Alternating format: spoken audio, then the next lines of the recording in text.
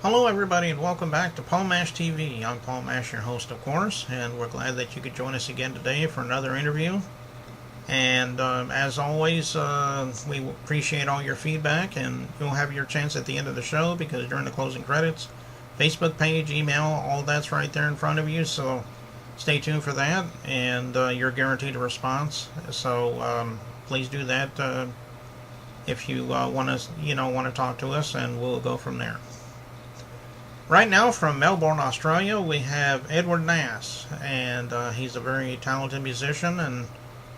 And of course, as always, we have a video for you after the interview. So, without further ado, let's welcome Edward Nass right here on Paul Mash TV.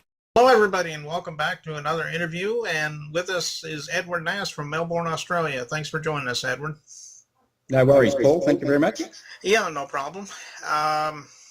I guess the obvious question is, when you decided to become a musician, what was it that really made you become a musician? Was it have you always wanted to be a musician? Did you just kind of fall into it? I mean, I ask this question all the time because everyone has their own story, but maybe you could let me know your story. Yeah, sure. Look, I'm no different to a lot of people. I've always loved music, and I bought a guitar when I was 17. And at that time, I went to go and get some lessons to learn to play. And during that era of music, they would just try and teach you scales. And I think I went to about 3 lessons and said, nah, this isn't playing guitar. So I put that away to go chase other endeavours like drinking and chasing women.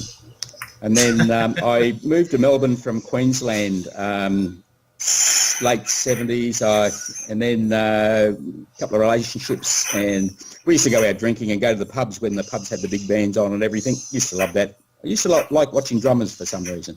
Don't ask me why. And I met my current partner, and we actually started the folk club. We'd moved to Berwick, and there was no music out this way, so we started the folk club after enjoying Folk Victoria down here. And once we started the club, I thought, well, I should get serious about music a little bit and start learning again. And through the club, we did a few courses in songwriting and started hanging around with a few musicians and that. And that was inspiration for my modern love of music anyway. So I'm basically, I call myself a rhythm player. I do enough to get by solo, and I've written songs, and I figure that no one else is going to play my songs, so I needed to play them. So I got out there and I was performing for about 6 years, and then suddenly realised that I couldn't sing. Well, sorry, I could sing, but I couldn't sing in key, as a lot of people do. And so I started going to get some lessons, and met a chap through the club who's pitch perfect. He's a great country singer himself. And I've been seeing him for probably about 10 years, 3 hours a week, and he's beaten me into shape so that I can hold notes now and be at least a lot more presentable on stage with performance. Oh, okay. Well, that's a good story there. What would you say? Yeah, so... I'm sorry, go ahead. Yeah, no, I'm talking over each other. The club we started is called Bad Folk. It's the Berwick and District Folk Club. Mm-hmm. You can find it on badfolk.org if people are interested. Yeah. Oh, okay. What I was getting ready to say a second ago was, what are the influences? I mean, I'm sure you have a lot of musical influences that motivate you to become a musician. Maybe mention a few of them. Yeah, I like a diverse range. I suppose I tend to like blues, but there's so many different genres in blues. The traditionals are... They're good, but I probably like a little bit more of the electric blues and the Eric Claptons and stuff like that. My favourite performers are Tony Joe White. He does sort of a bit of swamp stuff. He did stuff back through the 70s. And I went and saw him at a big blues festival here that they had in Melbourne, and he's terrific. I like his style, sitting there with a guitar, stomp box, singing songs with stories to them, and I'm very much into the ballad type of stuff. But country music I like as well, singer-songwriter stuff, probably not so much the indie stuff, but through our club we see a lot of singer-songwriter, so I definitely like stuff that tells a story more than just being good music, I suppose. Okay, yeah, that's pretty good. I mean, you're kind of like me. I mean, I like a little bit of everything. So, Yeah, um, yeah. well, let me ask you another question too. And again, this is a question that I like to ask everybody. Sometimes they get around to making albums, sometimes they don't. Did you ever have any albums? Or maybe you can mention a few of them if you'd like. These are my three albums. So this was the first one called Memories of You, Hmm. put out in 2012. And the inspiration behind the song on this was actually the second song that I ever wrote, Memories of You. It was dedicated to a cousin who passed away from cancer. Oh, And we were very close when we were growing up, and then we moved apart and all the rest of it. But I think you still have that same connection with people when that happens from an early age. hmm. And the first song I ever wrote was a song called Meals on Wheels. My outlook has always sort of been a little bit black and white, I suppose. It's sort of mellowing to include shades of grey these days. But I also I like community in society, and capitalism unfortunately steers away from that. I'm not going into politics, but so the first song was called Meals on Wheels, which was dedicated really to people who volunteer their time in the community, and it was centred around the Meals on Wheels stuff. So that first album came out, I think 14 tracks, and a real mix of ballads and blues, and a little bit of serious stuff, a little bit of comedy stuff. So it was sort of a real mixed genre. Hmm. It's very hard to put the CD in. The next one is called Doing Nothing. The title song of that was written when I was looking forward to the day when I could retire from work. And the story with that is that I was in this job and I'd written the song and I just started performing it, and then I got retrenched from work. Unfortunately, my partner said being retrenched isn't the same as being retired. You've got to go back and work again. So I had to go back to work. But that's 13 songs again, and sort of like the first CD, a bit of a mixed genre. There's some bit of blues, country, ballads. All of my songs are ballads pretty well. So when I say ballads, yeah, it covers everything. Because all of my songs have a story. And then I was at an open mic one night, and I was doing this track one off the first CD as a song called Supermarket Blues. A little bit of a comedy about how I hate supermarket shopping, as we males do, but apparently females hate it too. So I'm not being sexist or anything, but and this chap, he played trumpet, and he'd jump up on stage with us, and we got this real thing going where whenever we were together, we'd sort of play the Supermarket Blues, and it's a fun song and sort of really great. So we were talking about Facebook and all the trolls that are out there, and he said there's probably a song in that, and most of my songwriting comes from ideas of other people.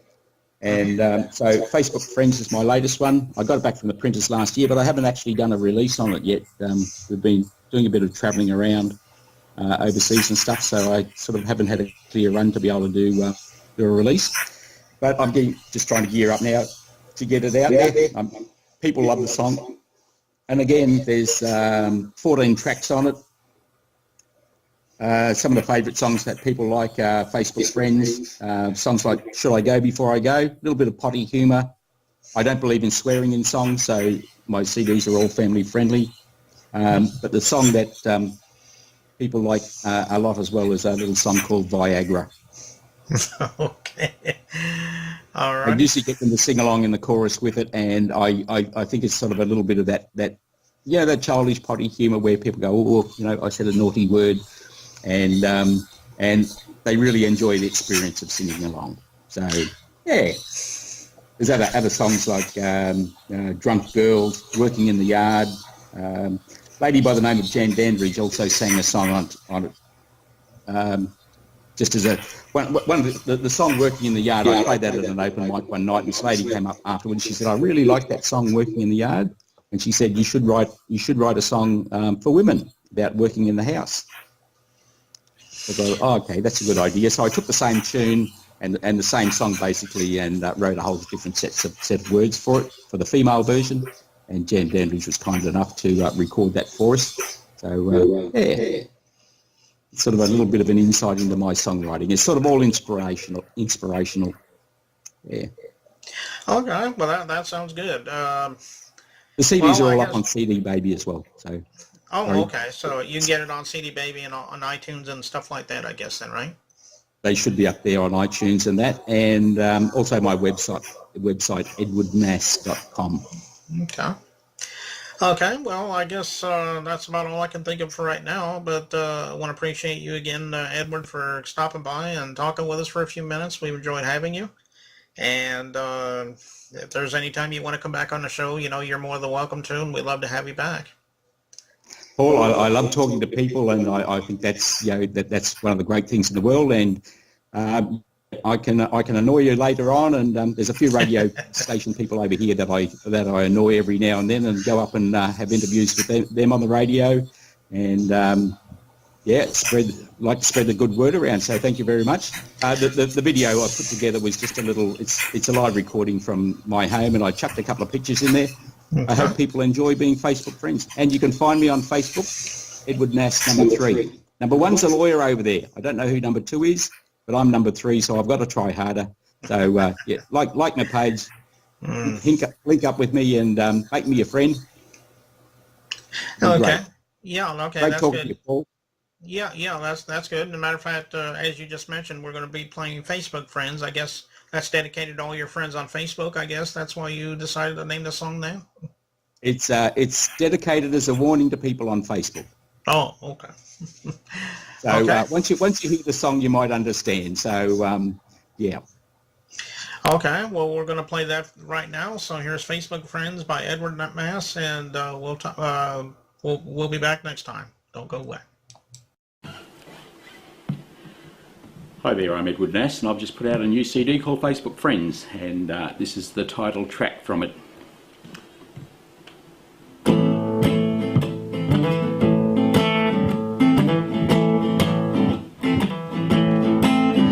I was going through my email when I got your request. Be my Facebook friend, I think you are the best.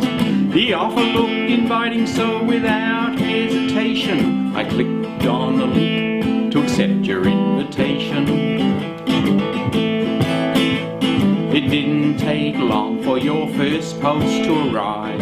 Thanks for accepting, it's great to be alive. Then 4 or 5 followed and I read every one. That's how our Facebook friendship begun. Facebook friends, the adventure never ends.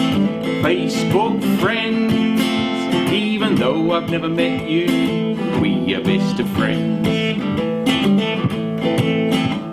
You tell me everything that's happening in your life, which episode you're watching on days of our life, what you had for breakfast, what you had for tea, how cute your dog is, and then you told me.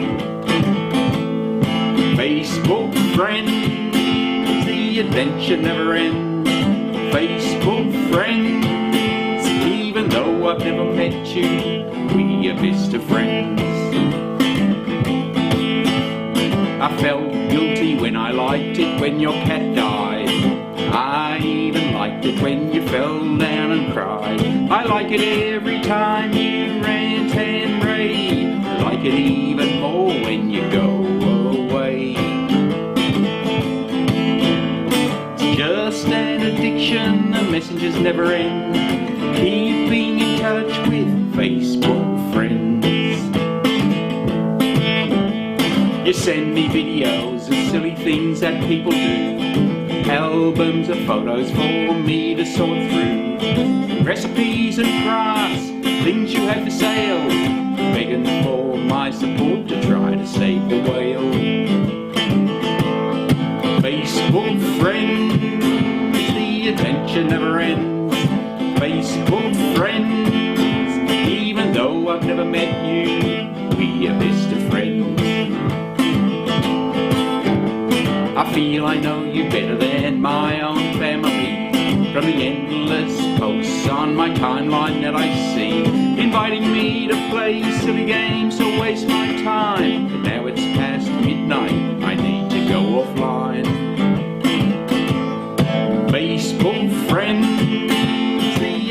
conversation never ends. Facebook friends, even though I've never met you, we are best of friends.